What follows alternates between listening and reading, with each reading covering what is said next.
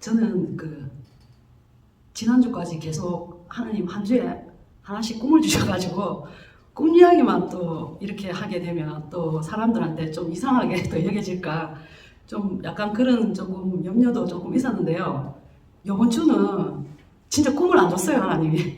꿈을 안 주고 그냥 말씀만 이렇게 묵상하는 중에 어떤 사건이 어제 또 하나 딱 생기더라고요. 그러면서 하나님 그 사건은 이건 또 무슨 뜻이에요? 이렇게 물으니까 그 사건에 대해서 오늘 또 오시는 길에 또 집에 있을 때 이 말씀하고 연결시켜가지고 요게 이제 하나 팁이다, 팁. 묵상할 때 이제 팁이 있더라고요.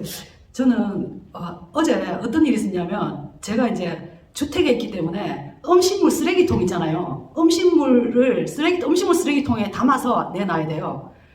그래서 근데 음식물 쓰레기통을 밖에 내놓으면은 이제 할머니들, 주로 할머니 같은 분들이 음식물 통을 훔쳐가시는 분이 있어가지고 그 통을 잘 간수를 해야 된다 하더라고요. 그래서 제가 음식물 쓰레기통을 한 몇 개월 전에 이제 사가지고 거기에다가 제가 칼로 플라스틱 이제 뚜껑이 있고 몸이 있잖아요. 그러면 이게 뚜껑에다가도 칼로 이렇게 막 이렇게 애가 홈을 파가지고 거기에다가 유성펜으로 네임펜으로 글자를 적었어요. 메토 어느 집 이런 식으로 딱 이름을 적으면 안 되죠. 그 딱 적고 또 몸통에도 제가 칼로 막 이렇게 해가지고 네임펜으로 딱 적었어요. 이름을 새긴 거죠. 내 거라고. 근데 어제 이제 음식물 쓰레기통을 밖에 내놨는데 오늘이네. 아래 내놨는데 이제 어제 제가 물건을 딱 그 통을 가지러 내려가니까 어떤 일이 생겼냐면 이게 음식물통 뚜껑이 없어진 거예요. 몸은 있고. 예, 밑에 몸통은 있고 뚜껑이 없어졌어. 그래, 엄마 이게 왜 이렇지? 갑자기 그 순간에 어떤 생각이 드냐면 우리 목사님이 주일날 항상 하신 말씀 있잖아요. 그 하나님의 그 약속의 말씀을 가지고 있는 사람에게는 하나님의 통치가 일어나고 또 그 사람이 가지고 있는 물건이나 어떤 가족이나 모든 영역 그 사람 그 안에 있는 모든 것들은 하나님이 통치받는다, 지켜진다 이렇게 했는데 근데 제가 갑자기 이런 의문이 생겼어요. 하나님 제 음식물 통 뚜껑은 왜 하나님 안 지켜줬죠? 그런 생각이 순간적으로 팍 났어요. 그래가지고 통뚜껑이 어디 갔냐 이러면서 이제 길바닥에서 내 혼자 막 찾았어요. 안 보이는데 보니까 저 한 2m 정도 떨어져가지고 우리 집 앞에 이제 도로가 있거든요. 서방도로가 있는데 저기 나뒹굴고 있는 거예요. 제 음식물 쓰레기통 뚜껑에 제가 적어놓은 이름 채로. 그래 몸통은 여기 있는데 뚜껑은 저기 가가지고 또 가서 또 보니까 차가 몇 번이나 지나갔어요. 그 통 뚜껑에. 그래가지고 근데 뚜껑이 박살은 안 난 거예요. 박살은 안 났고 조금 금이 갔고 조금 약간 좀 떨어져 나간 부분도 있는데 그게 마침 이렇게 딱 이제 뚜껑을 덮는 데에 대해서는 지장이 없도록 완전 안에 플라스틱이 금이 막 가 있고 막 그 흉물스럽게 된 거예요. 그래 내가 그 뚜껑을 탁 들고 오면서 마치 내 몸뚱아리가 꼭 자동차가 막 내 몸으로 지나간 듯한 갑자기 트라우마. 옛날에 우리 조카 교통사고 났던 그 트라우마가 탁 생각돼가지고 너무 충격을 받았어요. 그래가지고 내가 그 뚜껑을 탁 덮어가지고 이제 집에 올라가가지고 그거를 막 깨끗하게 씻었어요. 깨끗하게 씻어서 이제 다시 음식물 담아야지 그래가지고 딱 놔뒀거든요. 근데 이제 뚜껑은 다행히 뚜껑이 이제 몸통에 딱 뚜껑 닫는 그 역할은 좀 할 수 있도록 그렇게 딱 된 거예요. 저한테 너무 충격이 컸어요. 하나님 지켜주는데 왜 이 쓰레기통 뚜껑을 왜 안 지켜줬죠? 제가 그런 생각도 막 하면서 이게 만약에 내 몸뚱아리 같다 이런 생각이 막 들면서 그러면서 오늘 딱 생각했었는데 하나님 이게 무슨 뜻이죠? 저한테 메시지 꿈으로도 주셨는데 이것도 내한테 뭔가 메시지를 주셨으면 무슨 뜻인가요? 딱 하니까 하나님께서 말씀을 주시더라고요. 구약시대 사람들이 그 믿음의 사람들이 믿음을 지키기 위해서 그들의 육체가 이렇게 고난을 당하게 했지만 그들의 정신은 정말 하나님의 말씀을 지키려고 하는 그런 정신으로 그 육체의 어떤 고통도 견뎠다는 거잖아요. 근데 하나님께서 저한테 그러더라고요.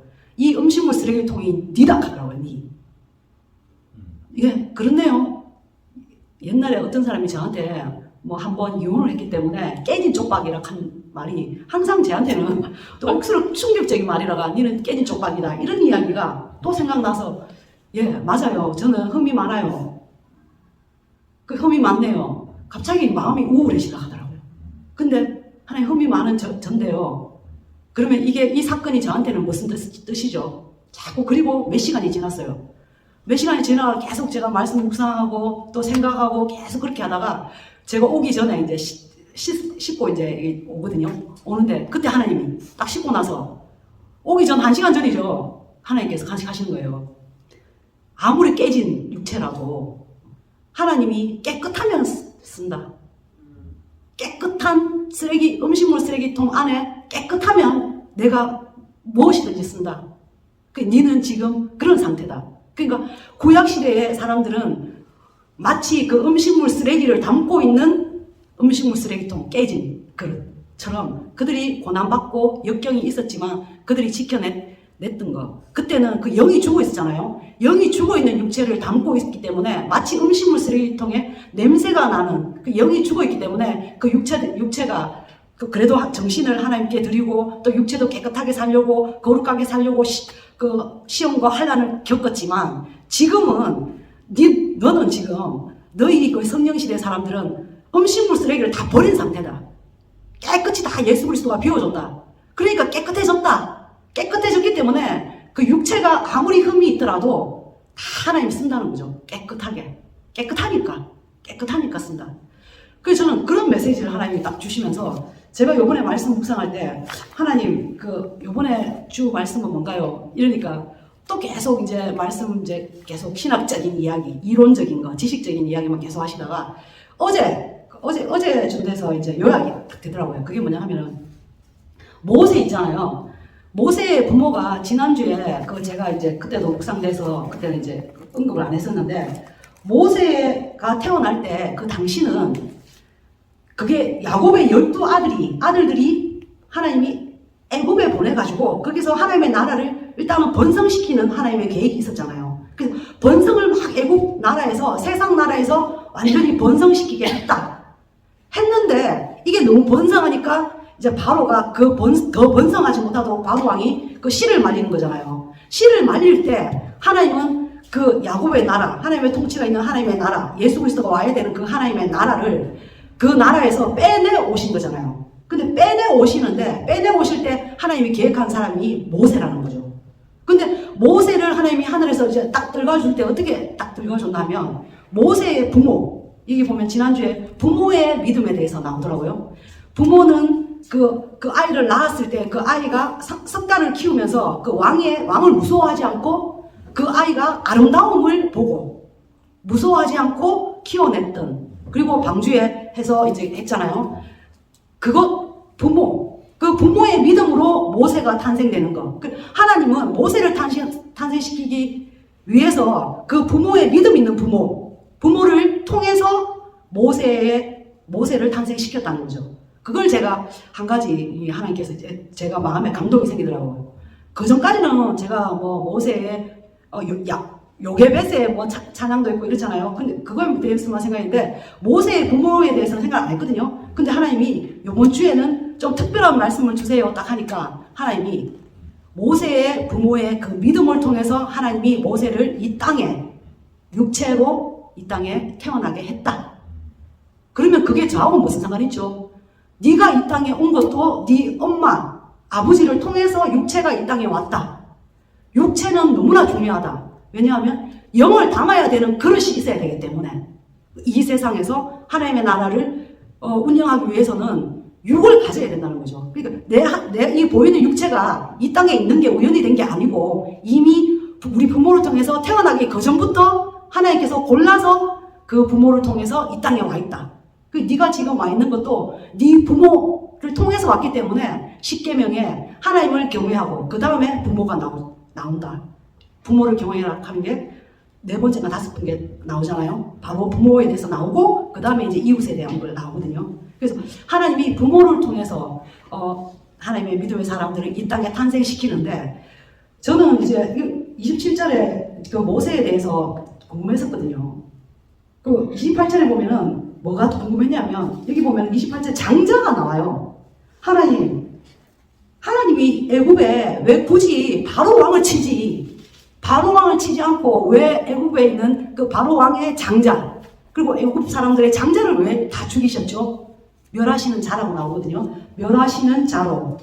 그들, 그 이스라엘에 있는 사람들의 장자는 건드리지 않도록 유월절하고 피 뿌리는 예식을 모세가 정했다 했잖아요. 이건 무슨 뜻이죠?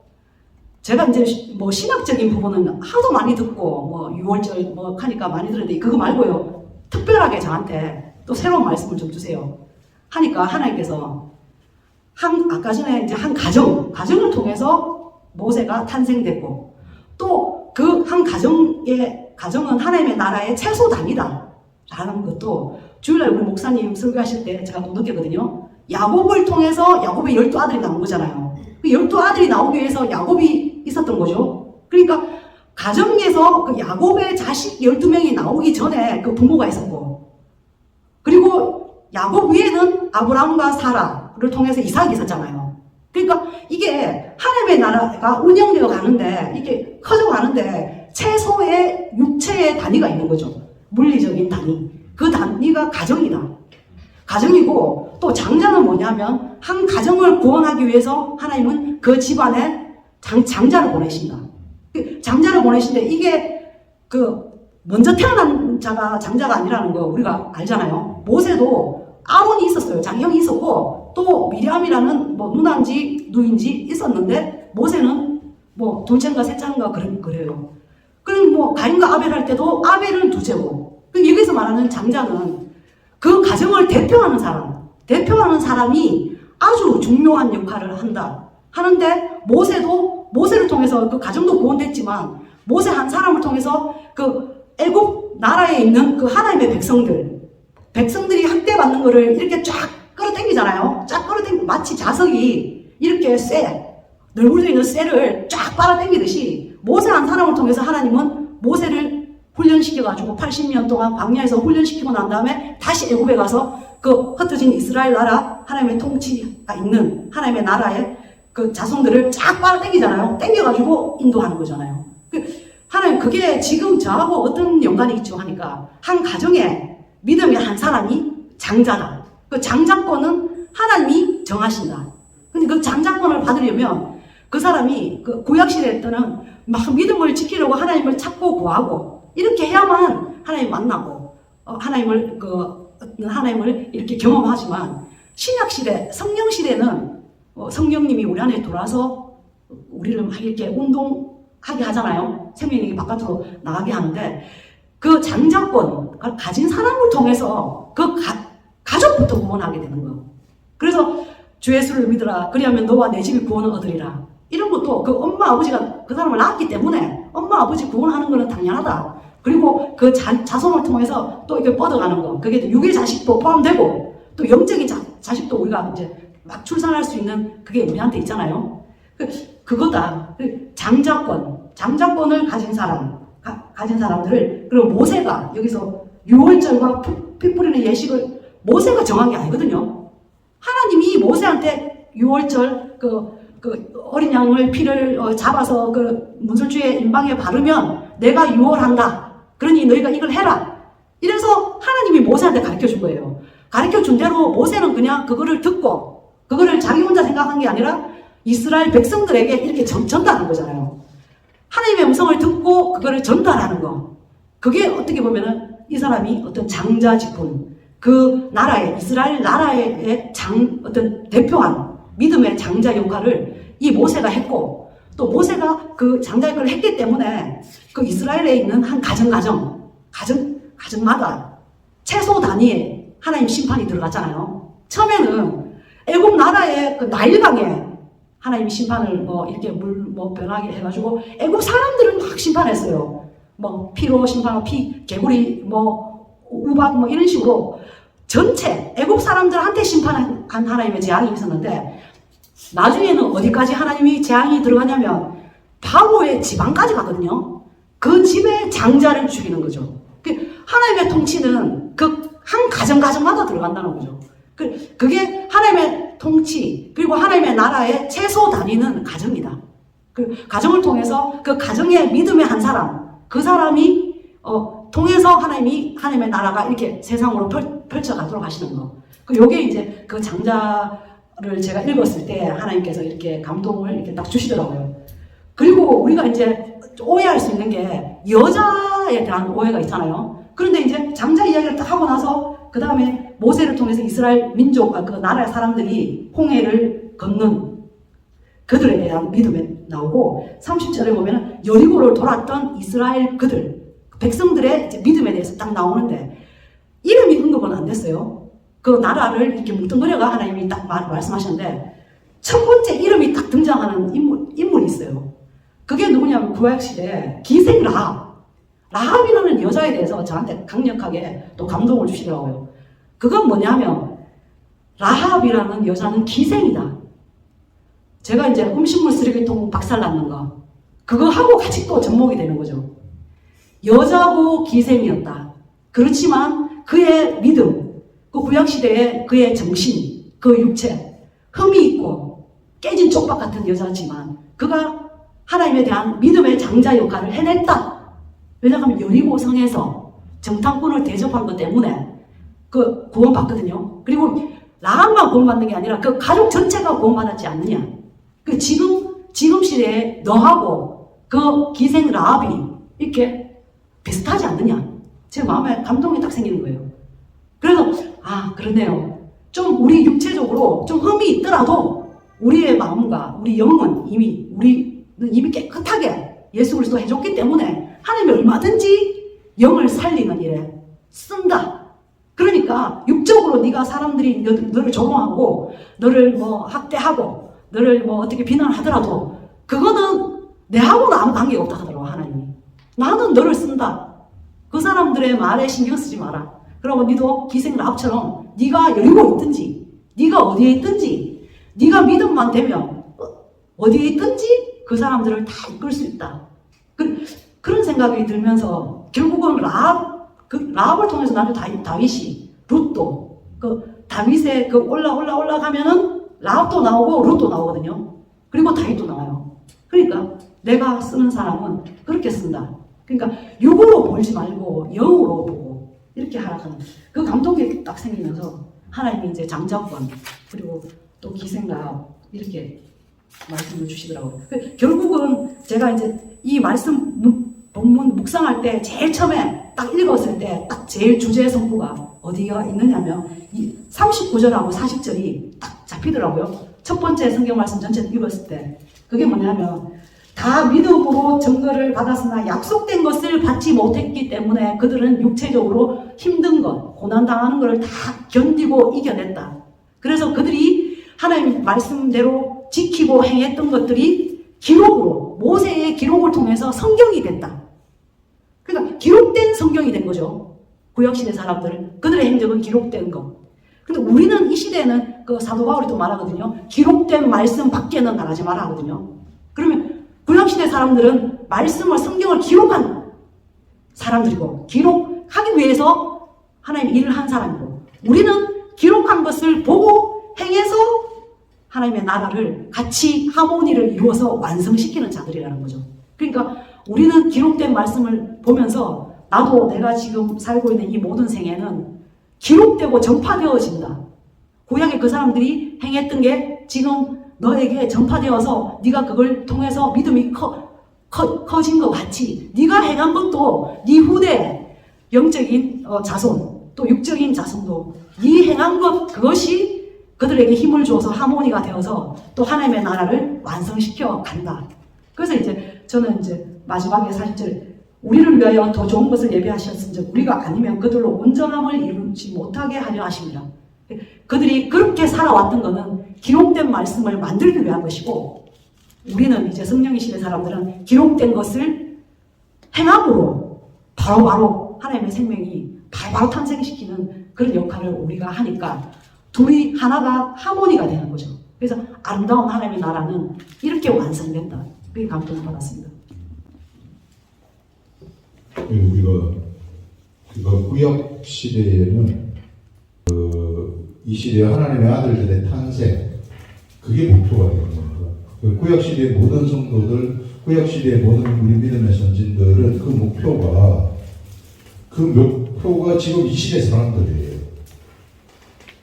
이 시대 사람들을 탄생시키기 위한 삶을 그 사람들이 사는 거예요. 근데 만약에 우리가 이 시대에 그 사람들이 탄생되지 않아 버리면은 이 사람들은 온전하지 못것이 되어 버리는 거죠. 이 사람들이 한 그 모든 것들은 나무너져 버리는 거라고. 그래서 이 사람들이 행했던 그 모든 것들이 예수 그리스도가 오셔가지고 십자가에 돌아가시고, 예수 그리스도가 십자가에 돌아가신 것도 하나님의 아들들의 탄생이거든요. 새 시대에 이 하나님의 아들들을 탄생시키기 위해서 예수 그리스도가 십자가에 돌아가신 거예요. 이 하나님의 아들이 탄생됨으로써, 그럼으로써 구약시대의 모든 역사들은 다 살아나버려요. 죽은 역사가 전부 다 살아나요. 그래서 예수 그리스도가 십자가에 돌아가시면서 세상에는 하늘의 그 하나님의 아들들이 탄생되는 시대가 열리고, 그렇게 되면서 이것이 구약 시대의 모든 죽어있는 역사들이 살아있는 삶 역사들로 다 바뀌어버리는 그런 것들을 우리가 볼 수 있다. 그게 이 마지막에 얘기하는 그들로 온전함을 이루지 못하게 하려 하시니라. 우리가 아니면 구약 시대의 이 믿음의 우리들의 선진들, 이 선지들이 온전함을 이루지 못하였을 텐데, 우리가 세상에서 이 시대에 태어났기 때문에, 하나님은 우리를 목표로 해가지고 역사를 이끌어 오셨기 때문에, 그래서 그들까지도, 이게 우리 때문에 그들까지도 같이 살아나는 산 역사에 동참을 하게 된다 하는 그런 말이죠. 여러분, 우리가 우리 자신의 위상을 우리가 어떤지를 좀 알아야 되는데, 많은 사람들이 내가 내 자신을 잘 몰라요. 우리는 완벽하게 거룩하고요. 우리는 완벽한 신의 차원에 들어가 있는 그런 존재들이고요. 절대 우리는 육체가 아닙니다. 왜? 영으로 태어났기 때문에. 영으로 난 것은 영이라고 얘기하잖아요. 그래서 영의 말은 내가 하게 되면 현실의 세계에서 결실이 일어나게 돼 있어요. 영어로 내가 말을 하잖아요. 그러면 현실은 움직여야 되는 거예요. 엄청난 그런 권세를 가지고 있는 자들이죠. 그래서 우리한테는 이미 하늘과 땅의 모든 권세가 다 와 있는 겁니다. 그것을 내가 믿고 행하기만 하면 다 돼버리는 거예요. 그래서 우리가 영적 존재라는 것을 절대로 잊어버리면 안 되고, 내가 영이다. 영의 차원에 있는 존재다. 세상 차원에 있는 존재가 아니다. 이런 것들. 그래서 그 부분을 우리가 내 자신이 알아버리면은 진짜 능력의 삶이 나타납니다. 야, 난 이런 걸 좀 우리 성도들이 좀 알았으면 좋겠어요. 그래서 막 병자가 있으면은 가가지고 제가 어떻게 병을 고칠 수 있어? 이렇게 되면 안 된단 말이에요. 그거는 우리 교만이에요. 이게 우리 하나님 말씀에 순종하지 않는 거거든요. 그게 겸손이 아닙니다. 내가 주님도 병 못 고쳐 이런 게 아니에요. 그게 겸손이 아니고 그게 교만이에요. 믿으라는 거, 하나님의 말씀을 믿으라는 게 그게 겸손이거든요. 그게 따라가는 거 아니에요. 네가 내 아들이고 너는 그런 능력이 충분히 있다. 네가 너한테 네 옛사람은 십자가에 죽어서 없어졌다. 옛사람을 자꾸 이끌로 찾고 가지 말고 내가 다시 태어나게 한 너, 그게 진짜 너이다. 그 진짜 태어난 건 나의 완벽한 아들이고 나의 성품에 참여한 자이다. 내 권세 너한테 다 줬다. 네가 영의 말만 해라. 그럼 살아난다. 그러면 고쳐진다. 이런 말이거든요. 그래서 우리가 믿음으로 내가 그 사실을 알고 그대로 얘기를 하면은 진짜 못 살거든요. 그것도 나서부터 그래가지고 내가 또 막, 내가 이 정도, 이렇게 되면 이건 또 안 돼. 3,000%로 빠지는 거예요. 얼마나 많은 목회자들이 이렇게 해가지고 지가 나서준 것처럼 막 돌아다니고, 나를 따라라. 이렇게 또, 그건 완전히 마귀한테 씌워버리는 거죠. 어떻게 되면. 그거는요, 당연히 일어나는 거예요.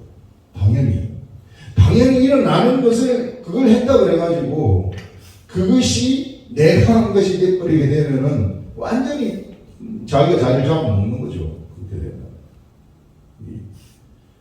그래서 나는 이런 세계를 좀 우리 이 성도들이 알았으면 좋겠다.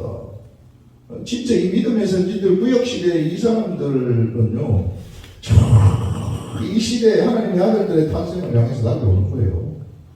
엄청납니다. 그래서 막 숱한 고생을 하고 더불어 표현을 당하기도 하고 막 그런다 그러잖아요. 이게. 그게 어디를 목표로 하느냐, 지금 이 시대를 목표로 하는 거예요. 이 시대를 탄생시키기 위해서. 왜 이 시대가 탄생되어야 하느냐 하면은 이 시대 사람들을 통해 가지고 천국이 건설되기 때문에 우리 주 예수 그리스도 기초 닦는 거예요. 예수 그리스도 구약 시대도 다 기초 닦아요. 그리고 제자들도 전부 다 기초 돌 넣는 겁니다. 그런 다음에 이 시대의 하나님의 아들들과 우리 주 예수 그리스도가 이제 합작이 되어 가지고 같이 하나님의 나라를 건설하는 거예요. 눈에 보이는 하나님의 나라를 건설하는 겁니다. 그렇기 때문에 이 구약시대의 사람들이 저 먼 데서 여기를 쳐다보고 달려갔다는 거예요. 그럼 이 사람들이 터를 이렇게 닦아놨는데 우리가 건설을 못했다? 그럼 이 사람은 터 닦고 헛게 되는 거죠. 집 지려고 터 다 닦아놨는데 집을 못 짓다? 그럼 닦고보다 헛되인 거죠. 전부 다 헛짓한 거란 말이에요.